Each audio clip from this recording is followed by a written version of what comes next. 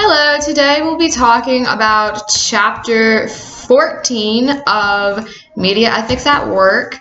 This chapter focuses on privacy and when that privacy outweighs the need of the public's right to know a story.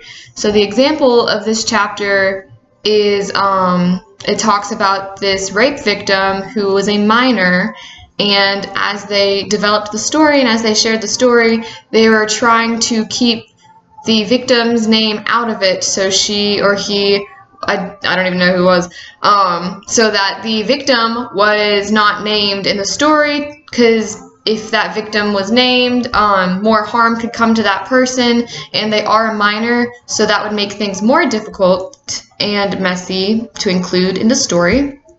There are seven duties that you need to remember when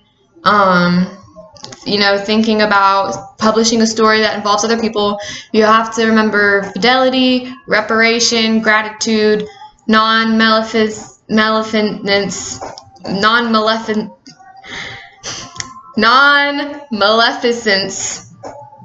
justice, beneficence, and self-improvement.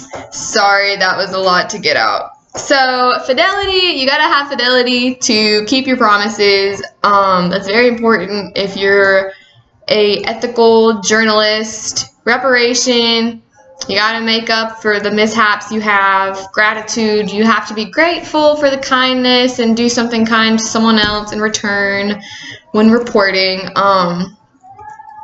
Non-maleficence.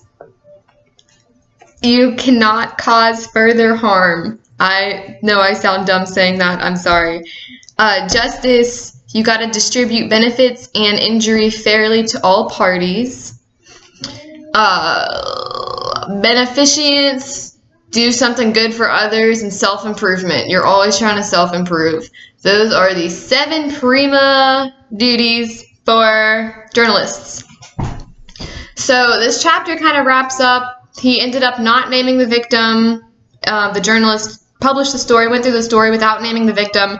They changed any relation of the case because it was this guy that was related to her. It was like her stepdad or something. They changed the names. They didn't really include the exact street location where it happened, because if they included the exact spot, they would also come back around to that victim and they would be able to identify them.